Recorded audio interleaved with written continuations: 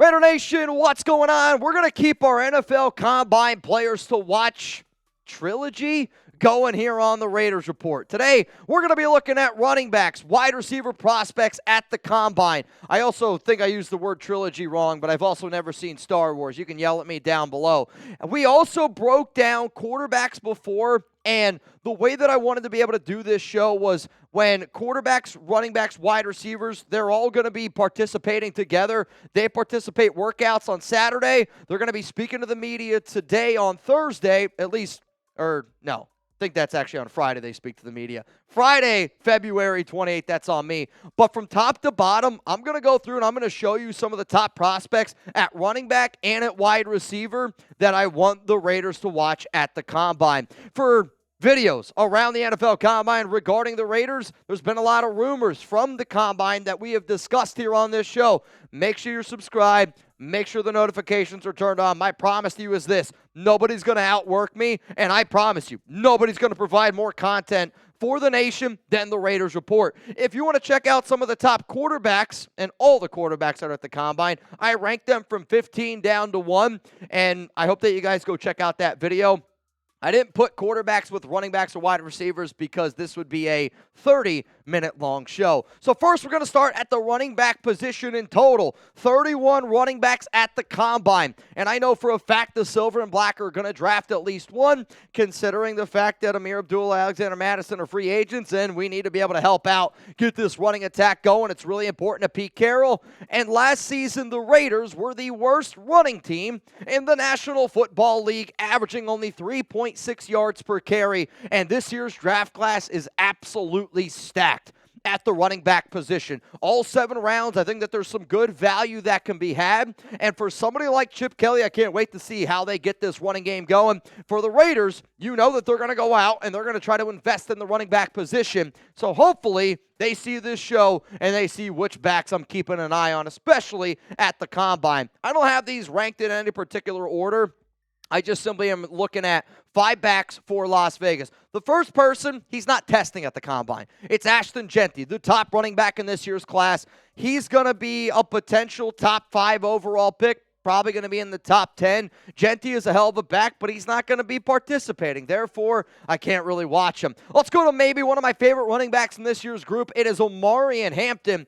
Some people think Hampton's going to go in round 1. And my comp to him is honestly like a Joe Mixon. He's a bruiser with an effective blend of speed, patience, and power.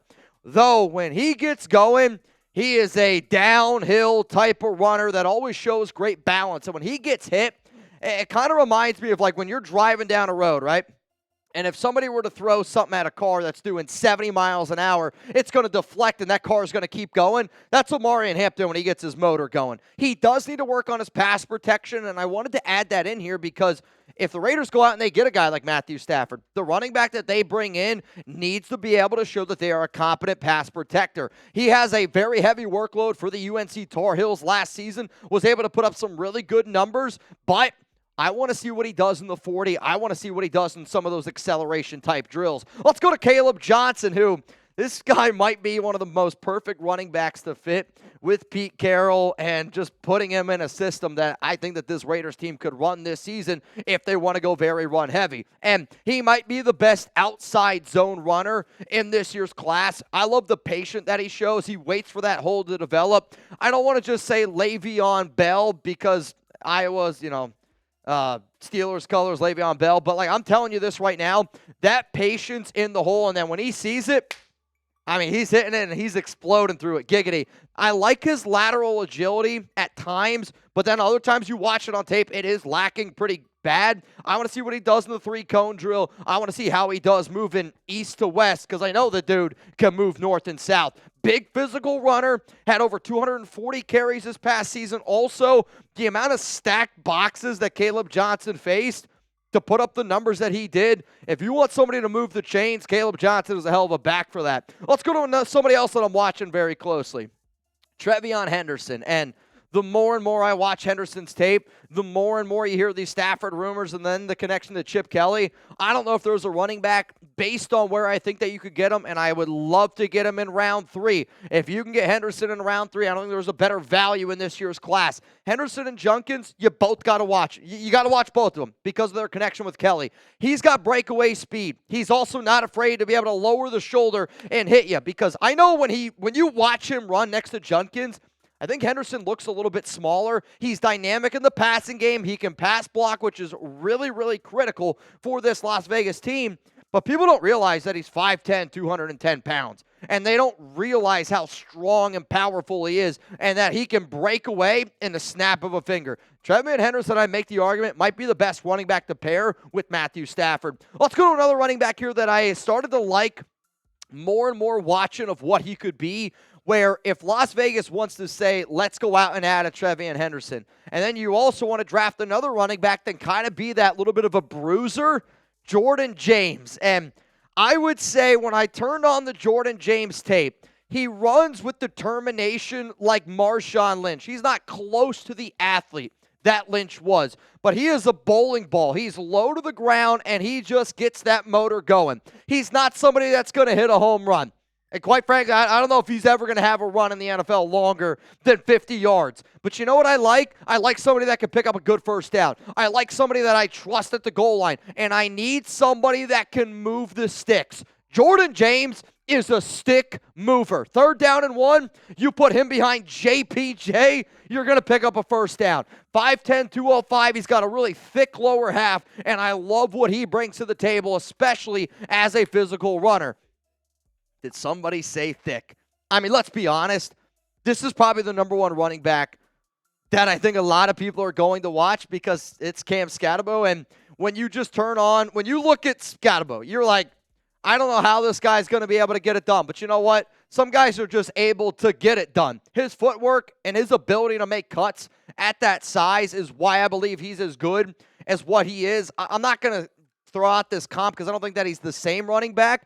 But the last time I saw somebody who was just this big and tiptoe around the way that Scatterbo does, I'm going to say a name like Jerome Bettis. And it has almost like that ballet style of just, it's smooth. And he's big, but it's just a smooth type of runner. He bursts to top speed pretty quickly. So I want to see what he looks like in that first 10 to maybe 20 yards of that 40-yard dash.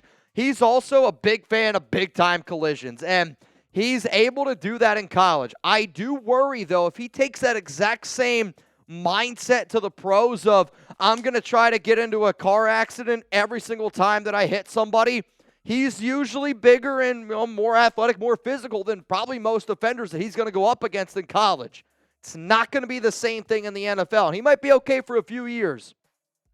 But the longevity of Cam Scatterbo does scare me a little bit if he just has that type of mentality. Though, dude shows up when the lights are brightest, and I like players that do that. So what I want you to do is give me a running back down below that you want me to watch or that you're going to be watching very closely at the Combine, because there's 31 backs. I talked about 5, and I am going to watch a bunch of them because I'm also a fantasy football nut, which is why I can't wait for Saturday's NFL Combine drills. Coming up next here on the show, let's look at some wide receivers that the silver and black, that Raiders fans need to be looking at, because there's a lot of good wide receivers also in this year's class from top to bottom. And for a Raiders team, you know that they're going to have to go out and they're going to have to add some talent because there's not a lot of depth on our wide receiver depth chart right now. Before I get into some of those wide receivers, I do got to tell y'all, you consider yourself a real one. Are you somebody that's subscribed to the Raiders Report? Do you watch this show religiously? Well, if you are, then go down to chatsports.com/RO4L. That link's going to be down in the comments and in the description, and get yourself a Raiders Report t-shirt. When I use the word real one, it means that you rock with us through thick and thin. Raider Nation for life, real one for life as well. If you believe that you don't got to bleed the same blood to be family, then I promise you, we're rocking here with you on the Raiders Report. Real ones, where you at? Let's go to the wide receiver position now. 49 total wide receivers at the Combine, and the Raiders are going to draft at least one.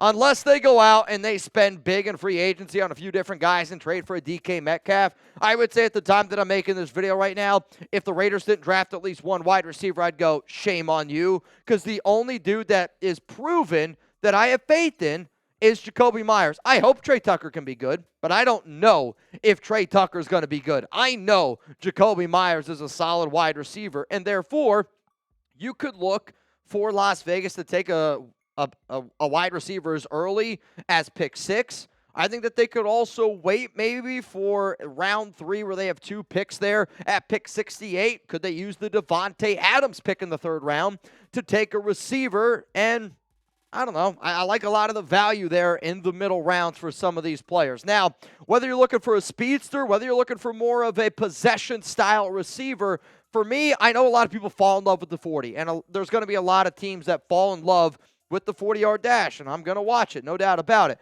I also want receivers, though, that I know are going to be good receivers. I don't care if you can run fast. I need you to be a good NFL receiver, especially if we get Matthew Stafford. All right, so here's some of the top wide receivers to watch at the Combine. T-Mac from Arizona, he's the top guy. And this dude is fun to watch. No doubt that he's the top receiver in the class, and the fact that he could be the number 6 pick, I mean, you got to watch him. He's got this Gumby-like body adjustments, and he is able to high point the football. What he's able to do is really fun to watch. Like, he reminds me a little bit of like a T. Higgins, Mike Evans, Drake London blend of a receiver, and that's a lot of hype there. His 2024 tape, really good. I think his 2023 tape might even be better. So for me, I look at 2 years at a wide receiver where he dominated, and he dominated at 6'5", 210 pounds. You're going to be looking at a receiver, if he can stay healthy, is going to be one of the top receivers in the NFL for 10 to 12 years. Like, I mean, he's legit, man. Chugs just whispered in my ear, he's like Julio. He's taller than Julio. I don't know if he's as athletic as what Julio was coming out, but the receivers that he reminds me of, again, Drake London, a Mike Evans, a T. Higgins. I think we would take all 3 of those receivers on the Raiders at age, I don't even know how old he is, but he can't be very old. Let's go to Matthew Golden, Texas wide receiver, and this is another one of these players where I like versatility, and I know Chip Kelly likes versatility as well, and the fact that he could probably play at X, Y, or Z, you can line him up in the slot, you can put him stretch the field, you're going to be able to get that done. He shines when the lights are at the brightest. Look at some of the biggest games Texas played in. Golden was somebody who always showed up. His routes are a little bit lazy at times, which is frustrating, but I almost wonder if, because a lot of times they say in the Steve Sarkisian offense that there's just certain plays that are dedicated to certain people. I almost wonder if, like, Golden knew that he wasn't going to get the ball in certain plays, because some of the routes he ran, I'm going to scare some people when I say this, kind of reminded me of, like, Amari Cooper back in the day for the Raiders, where you watch them sometimes, you're like, that guy's unbelievable. And then you watch him run a route, and you're like, what the hell was that? That was the laziest route I just saw. Golden's got to be a little bit more consistent, but he's going to be a good fit in a lot of offenses out there. Let's go to another receiver that I want the nation to watch. It's Jaydon Higgins from Iowa State, and this is another long, lanky receiver that's got a lot of athletic ability. Big inside, outside, wide out with good athletic attributes, but his ball skills are legit, man. He's got that unreal catch radius at 6'7". A little bit of a limited route tree. Not a lot of yards after the catch, where when he catches it, he's essentially going to go down with it. And I think that has to do with some of the limited athletic ability. Now, he's a good athlete, and he's a good athlete in college. But good athletes in college don't turn into great athletes all the time in the NFL. He's going to get better, and his craft is going to get better.